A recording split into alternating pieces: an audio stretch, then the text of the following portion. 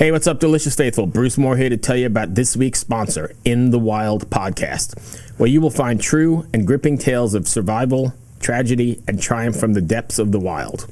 From stories of murder hornets, assassin caterpillars, highway snow disasters, or prop plane horror stories, these short, real-life stories are interesting, relatable, engaging, and display humankind's amazing ability to overcome increasingly insurmountable odds and survive the unsurvivable. If you're like me and you enjoy real-life stories of triumph over tragedy, I suggest you head on over to visit our friends at In the Wild podcast.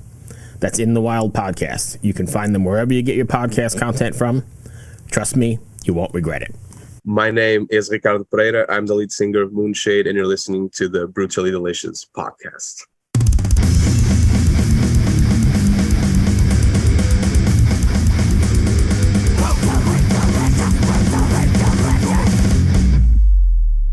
Oh, okay. Cool, man. Thanks for joining me. I appreciate it. Thanks, man. Thank you for having me. Great to be here. My partner had to bail. He had something come up, so you just got me today. That's okay. That's perfect. It's going to be a nice conversation. It's going to be interesting. Yes, and I will tell you, I have been banging the new single, Everlasting Horizons, like 20 times prepping for this interview. That song is a banger. Oh, thank you. Thank you very much. Thank you. It's the least bit single type song that we released so far. It's a bit more proggy, but I'm really glad to see people are enjoying it. Has the response been pretty good? Yeah. Sorry? Has the response been pretty good to it? I think so. Every response we had from these singles that we've been releasing has been quite surprising, actually, because, well, we're unsigned and we are an underground band. But right. Every single that we released, we managed to get like in Spotify official playlists. People have been sending us messages, pre-ordering the album. It's been quite the ride because we're doing everything by ourselves except PR, which where it's infecting sales right now with Keith Morach. But basically, and with booking, we have our friend Nick Grima, but everything else like merchandise and publicity, social media, whatever, it's just us by ourselves. It's a lot of work, isn't it? It is. I want to kill myself. So I do the same sort of thing with the podcast. I mean, I'm not on a big network either. We have lots of viewers, but it's all just everything is done myself. It takes a lot out of you. I feel it. It does, especially the social media fatigue. Yes. It's, I don't pay any attention to my personal social media because I just can't. And Sometimes there's so many of them, right? There's so many. Yes. Every time I turn around, there's another social media you got to try and learn. I can't keep up with them all. Yeah, I kind of tried, like, I tried TikTok for the band, and that's my limits. We just post like the videos similar to the ones that we post on Instagram, like for the reels. We don't usually, but we still haven't gotten into the vibe of TikTok, right? Because it's very particular, and we're not really sure if it's the right. General style of TikTok. If it's our thing, we're still exploring, trying to maybe find common ground. Are you guys? It's different. Yes. Are you guys mixing and mastering yourself too? Just recording. Our guitarist recorded us in his personal studio, except the voice, and then mixing and mastering was by Afonso Aguiar from Titan Forge Productions. He used to play in our band, and he's a producer. He also plays in an amazing band called Dark Oath, one of my personal favorites here in Portugal. And he did an amazing job mixing and mastering the album. But us, we just recorded everything and we edited everything so we can do what he does best in peace without having to do the boring part, which to us is fun. What's the metal scene like in Portugal? I mean, obviously I know of Moonspell, but is it pretty good there? I guess it's particular because like it's a very small territory. It's a very small country. We don't have a lot of bands like breaking through. We have some, for example, We had Sinistro a while back that signed with Napalm, I think. And then we have Garia, which just signed with Season of Mist. But that's all very, very recent. For a long time, like in the mainstream, like really mainstream, it's just Moonspell. But it does have a very rich scene in terms of we have tons of bands, which are mostly underground, but tons and tons and tons of bands for the size of this country. Uh, Two, like we have two which I would consider major festivals in the area. We have Resurrection, which isn't in Portugal, but it's super close. It's in Spain, in Galicia. And then we have VOA here in Portugal that brings huge bands like Bring Me the Horizon and Slipknot and System of a Down and those types. And then we have a bunch of smaller festivals that bring from mostly mid-tier bands like the Ensiferums and the Watains and the Demoborgir. I wouldn't consider mid-tier, but they are in Vagos Metal Fest, for example. It's different because it has a lot of an underground vibe, but it's still very much alive, and we have a ton of fans, and the big bands all pass through here. So it's very particular. We don't have the bands themselves are not exactly breaking through to the mainstream, especially at the Moonspell level. Right. But the scene is more alive than ever, and it really managed to survive COVID. A lot of places closed, sadly. The main issue here, having a band, is a place to play. Used to be a lot easier, but it is what it is. It's good enough that we still have some place to play in. This apart from festivals, I'm talking about just venues. If you want to organize a gig by yourself, but it's basically that. It's alive and it's fun, and we have great musicians, great bands. Right, perfect. So as we set the skies ablaze, I guess is a month from now, right? From release, like a month from today, maybe. Yes. How excited are you? Yeah, a month from tomorrow. I'm very, very excited. This was a lot of work, a lot of blood, sweat, and tears, and then some more blood. It was fun. It wasn't heavy. Recording our previous album was a bit heavy. Like we were experimenting with a lot of things. It was the first album. We didn't know much. The people in the band were different. At least two people changed. Now it was a lot easier, a lot more organized, but still it was a lot of work, despite being fun. So we're really excited to be able to show this to everyone because it was basically the whole pandemic just working on this and just listening to the names of the albums and the singles and the albums as we set the skies ablaze, taking care of everything, the artwork, the mixing, the mastering, just all of it, and to finally be able to show everyone something that's been basically 3 years in the making, 3 years of our lives. Like a lot changes in 3 years. It's just amazing, and we're kind of nervous. We're hoping that people will like it, at least as much as they like the singles. Let's see. Yeah, I hope so. So are you guys planning on doing, I mean, obviously you're releasing the record, but are you planning on doing the whole new single model where you're releasing like a single every 6 weeks, or are you going to just stay with the record like the old school way?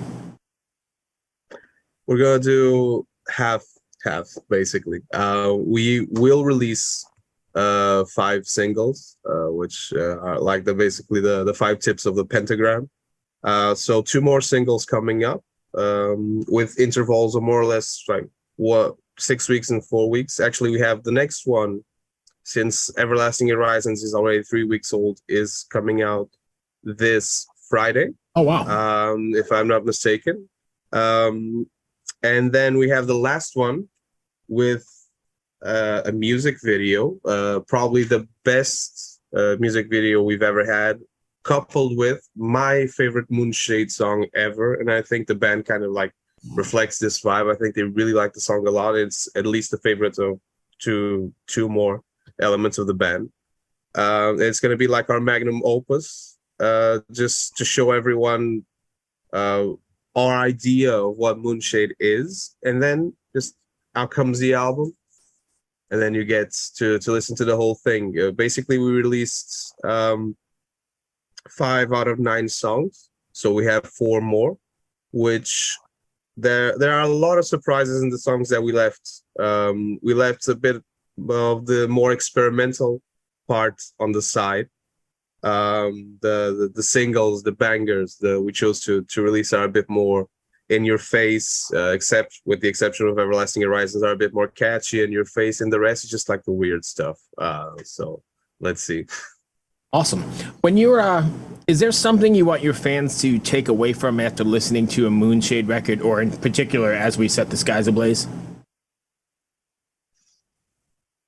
Well, that depends because all of our records are a bit different. We've been growing a lot and experimenting with different themes, with different ways to express certain moods. Fans that come up to me and talk about, for example, the last record, which is Sun Dethroned, it was a very conceptual record. It was basically a fantasy story. It was an allegory, but it was fantasy. So they come up to me and they take a lot from the story itself and the characters, the God of Nothingness and Lenore, and they ask us for like a sequel. And then everybody was, well, almost everybody that really got into the lyrical part of the album and the whole world that the album created asked for a sequel. And so we came up with As We Set the Skies Ablaze, which is exactly the opposite that they asked. But it wasn't on purpose. It just what came out. But As We Set the Skies Ablaze is different because I think people are going to take something very different out of it because, first of all, it's very rooted in the real world. It's not fantasy at all. It has songs about global warming. It has songs, I'm going to spoil you a bit. It has songs about the possibility of a nuclear holocaust. It has songs about what it means to grow as a species and to go beyond. It has songs about philosophy, about the Homo Deus hypothesis. It's just it's something that's real, that's palpable, that you can feel. It's not just a fantasy story, and it's not vague at all. It has very specific concepts, which is completely different from everything we've done so far. We've been super allegoric and super like fantasy oriented, but now we just took a little bit of our, at least my punk rock past, and just injected it and started talking about actually real things. So I think it's gonna be a completely different reception. What was the catalyst to make that change? Was it intentional or is it just happened? It just happened. I'm very lucky to have people in my band that are very accepting of things, of evolving, of writing about different things, not doing the same thing over and over. They actually embrace it and they ask for it. And so when I came up with the themes one by one, we always decide everything together, and all instruments are analyzed and decomposed by everyone else in the band, and that goes for the voice and the lyrics. They embraced it completely. They said it was amazing. Our 2 newest members, since they study physics engineering, they were really receptive of the songs about science, about especially the ones that talk about like the nuclear holocaust, because we went deep into the Manhattan Project, J. Robert Oppenheimer, and all of that, and they were super hyped because of that, because it's what they liked, what they studied. So basically, it's that. I think the catalyst was just us being, well, I won't say relaxed because it was during the pandemic, but us being just like creatively active and receptive to each other, like really respecting everyone else's ideas, which is very rare in a band, and I'm very lucky for that. And they just let me take that bone and run with it, and they were happy with the results, and they really embraced it. Now it's a vibe. It's like, it's not just my lyrics, it's the band's vibe. It's it's everything. It interconnects everything. So if you're writing about real topics and almost current events, because I mean there is a possibility of nuclear shit going down with Ukraine now, but we weren't aware of that when we wrote the song. Actually, but do you feel? I was reading a lot of stuff about the subject. We recorded the song, and 3 months later, Putin starts talking about nuclear assault, I'm like, okay. Right. That I'm rarely right about things, and this is not the kind of thing that I like to be right about. Right. So, But yeah. to my point, it was though, pretty- do you feel a sense of responsibility when it's not fantasy anymore, when it's real? Do you feel like a sense of responsibility to your fans?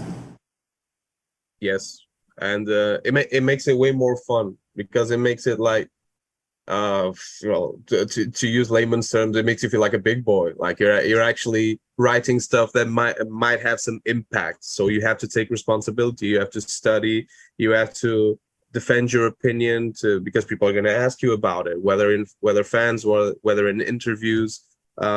So it demands that you inform yourself better and have. I know that in metal it's common that people say that we should be able to say whatever we want, and that's true. But my personal view about writing and about approaching certain subjects is that I really prefer having some responsibility as with regards to what I'm saying, especially live. So that's the that's the main point of it, and it's way more fun because you get more educated, you get more active, and the songs are more closely related to a certain point in time. It becomes like a timestamp of what was happening at that moment. And Right. even when you talk about grandiose subjects like global warming, which is not going away anytime soon, probably we're going away, but it's something that it really touches everyone deeply, and that's the other positive aspect of it. I get to feel a connection to everyone because these are not. I'm just not writing about myself or just some Right. story that I might made up. I'm talking about stuff that affects us all, and this might be just my opinion, but it's something that connects us. Well, I have mine, he has his, you have yours, sure, but since it affects us all, I think it makes it more, I'm not going to say valid, but more grandiose. Yeah. More, you get to feel like that spirit of human connection that you usually feel in metal shows, in I heavy agree. metal festivals. So that's it. Do you shoot, I just lost my train of thought. Oh, I know what I was going to say. You mentioned time capsule, and I think it's a great analogy. And I was talking to some other people today on other interviews this morning. I think what we're seeing now is like almost an equivalent to what we saw like in the late 60s and 70s, with the music being a political statement or a statement against the oppressions of and people's rights, all that stuff that came out of the 60s and the 70s. I think you're starting to see that now in music and in art and in literature. It's almost a reflection of it, right? Yes, and I think that's just perfect. Like, I really resent people that say that music and metal. I saw this like in forums and comment threads all the time. Like, metal should stay out of politics. Like, dude, metal is literally, by definition, like the archetype of subversive music. Right. So, like, you can't really make subversive music without like stepping on a few toes and giving your opinion and just shouting out what you really think. And I think that you can do metal about other things. Like, you can write about dragons, you can write about fantasy. I did it. I like doing it. I like reading it too. Not the point. The point is that metal can be whatever you want. And the political side of metal has been forgotten, like, in my opinion, ever since ever since bands like Rage Against the Machine stopped being a thing, we kind of lost that beacon. And System of a Down, for example, they're incredibly political as well, especially about the Armenian genocide and everything.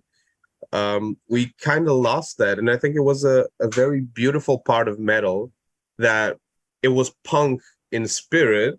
Right. And well, I like punk rock, so whoever likes punk rock, please don't hate me. I'm also a fan of punk rock. I think protest metal is cool because it has that punk vibe, but the music is a bit more engaging to me, Right. because it's a bit more progressive. It's not as basic. It's well, punk. I listen to punk rock as well, but I prefer metal because of that. It's I think metal, when it's well made and well performed, it's better at expressing certain feelings, especially anger, than punk, because it's well, the guttural vocals are just the most aggressive form of singing there is, if you don't count, like, for example, pig squeals or something like that. Right. So that's the best part about political metal and protest metal. Like, and we've always had bands that did it, but I always felt like, at least in the last 10 to 15 years, it's been a bit touch and go. Bands didn't do it. A band like Testament released Native Blood, and another band released another song which was particularly like a protest song, but it wasn't like a thing. It wasn't a movement. But I think you're seeing really a lot of it now, though. that. I mean, you guys are on it, but I think, like, you know, Rob Flynn from Machine Head is really good at it. Sowen's been really good at it. There's a lot of really big metal bands that are starting to, or maybe they're just getting noticed, and I didn't know it offhand, but there's a lot of people stepping their foot into that arena and saying, hey, you know, wake up, this is what's going on. Yeah. Yes, and I think that's amazing. And some bands really push that forward. I think one of the bands that was most seminal in bringing back the activist side of metal was Gojira, for example. They were incredibly important in showing that you can have a very big band, a very famous band, but you don't have like to dress up as monsters and sing about Satan or whatever. You can actually be political and think about the rainforest. Yeah, I don't think that we weren't actually connected within the sense that we didn't realize that the scene cared about these things. Right. And we slowly started to realize that people actually do care. So that's amazing, because we care. So we started experimenting more. Other bands opened doors for it, and then newer bands, for example, I don't consider Gojira to be a new band. They're like at least 25 years old. I'm 30. Right. So, but for example, bands like Code Orange, bands you have a ton of bands like in the beatdown scene and in the core scene that bring that aspect also. And I think that the bigger bands doing it, yes, it's important, but the best part is to see like the whole bunch, like you said, a whole bunch of newer bands like really getting into it and seeing that it's honest, that they care. That's cool. Yep. That's really cool. And especially since I think, even though they're, you know, political themes or whatever, they're not necessarily rooted in one culture. They're kind of things that we're all experiencing here in the US, in Portugal, in wherever, Sweden. They're kind of universal issues.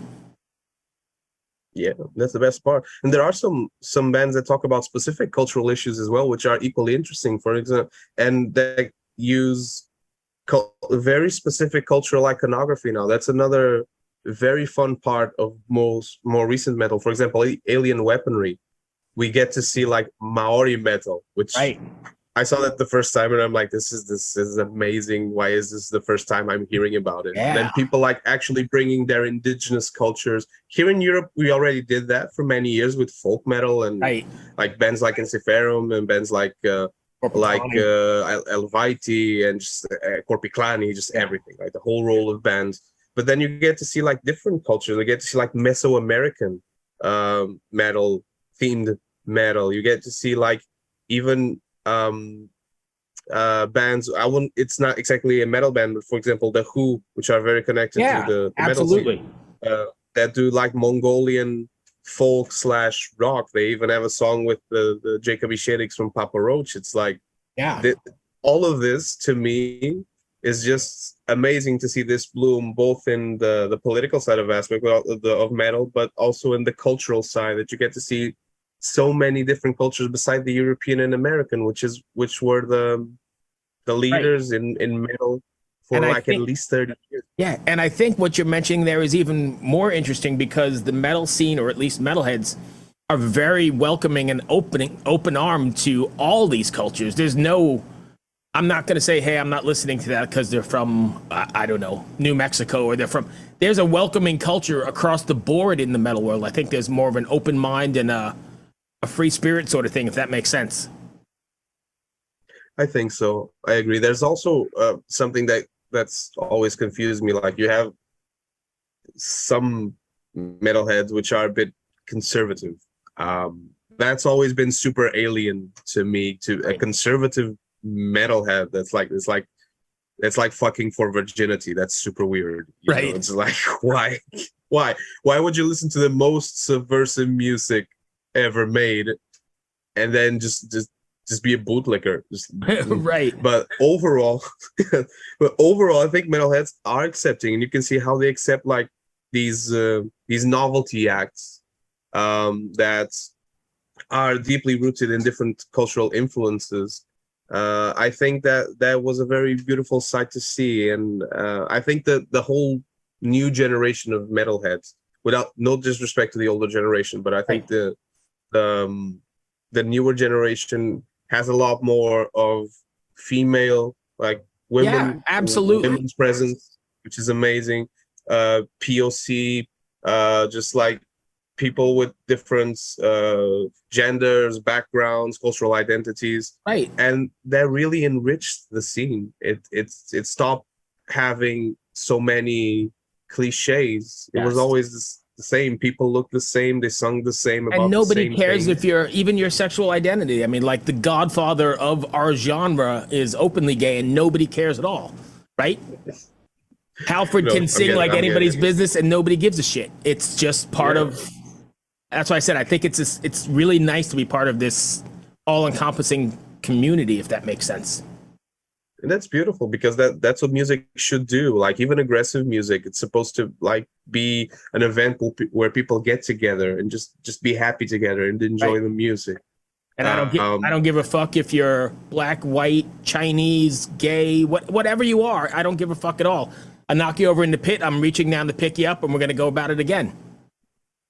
But we got to pick them up, because that's the rule. Yeah. The unwritten rules of the mosh pit cannot be breached in any circumstance whatsoever. They're more important than your country's laws. So, right.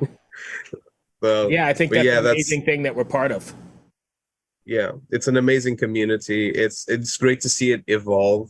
It's great to see that it's been here for so many years. Metal is so, like, it's a genre that's, well, you got to give it credit, because it's so it's not a very accessible genre of music to listen to for most people. Right. But it's been here for 50 years, and it's still going strong. We have huge festivals, we have huge bands, like we not Ed Sheeran level, but we have bands like with 10 million listeners on Spotify. Bands like Slipknot, Bring Me the Horizon, and whatever, and Gojira, and just a shit ton of smaller bands and rich underground scenes in countries that you wouldn't expect it to be. And there are like countries like even Azerbaijan.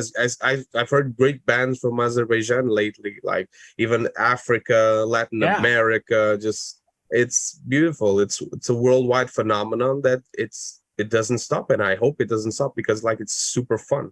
It's so fun. I don't get it, like when some metalheads like take this so seriously, like especially like the most gatekeeping type of metalheads that are so serious about this, and are so like, metal should be like this, and metal should be this, and you're not part of the scene, and name 3 bands, and the name of the lead singer's cat. Like this, just join.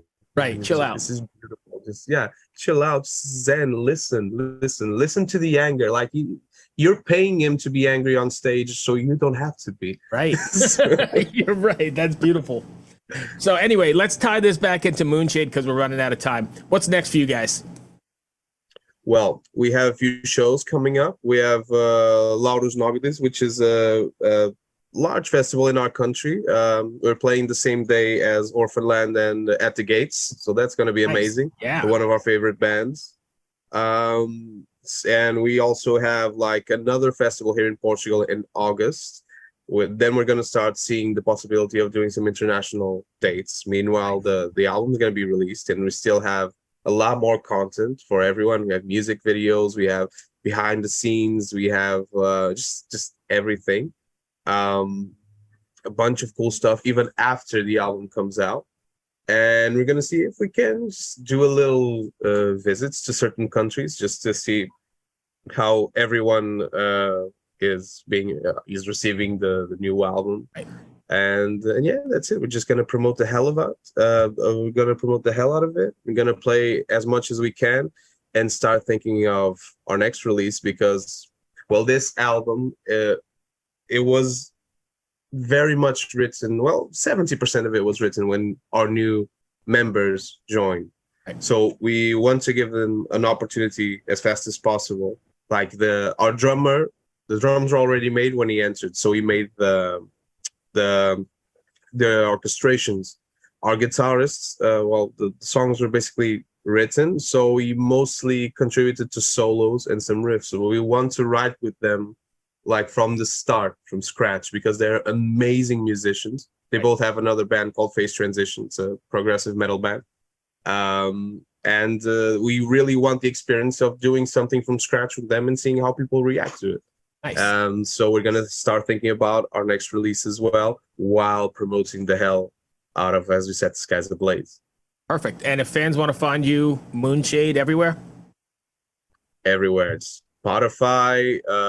We're on YouTube. We're on all social media, Instagram, Facebook, even TikTok, apparently. And just streaming services, all of them, everything you can imagine. And well, that's it. And we have an official website. You can visit us on moonshadeofficial.com. And we update it regularly with things that you might want to read if you're interested in the band. We also have a blog on that website called The Oblivion Pages, where we put some like exclusive content, talking about lyrics, talking about the experience of recording, just a bit of everything. So just knock yourself out. Awesome. Thank you, my friend. I hope that wasn't too bad. I know we meandered quite a bit, but I just like to chat. So, no, I love meandering, man. It was amazing. Thank you so much for having me. Awesome. Good luck with the record. We'll talk to you soon. Thanks, Be man. well. Good luck Bye. with the podcast. Thanks. I'll be listening. All right, great. Bye. Later. Hello out there. Yes, hello out there, everyone. I'm Hal Schwartz. And I'm Flynn McLean. Together we host None But the Brave, a podcast dedicated to the music and career of Bruce Springsteen. Bruce and E Street Band are on tour right now for the first time in 6 years, and we're taking a detailed look at what's happening on stage in our bi-weekly episodes. We've also been recently joined by some very exciting guests, including rock journalist Warren Zanes and Stephen Hayden, Backstreet's Magazine founder Charles Cross, and Barstool's Kirk Minahan. If you're a diehard Springsteen fan, this is the show for you. So please subscribe to None But the Brave on your favorite podcasting platform, and we hope to see you further on up the road. Thank you so much. We'll be seeing you.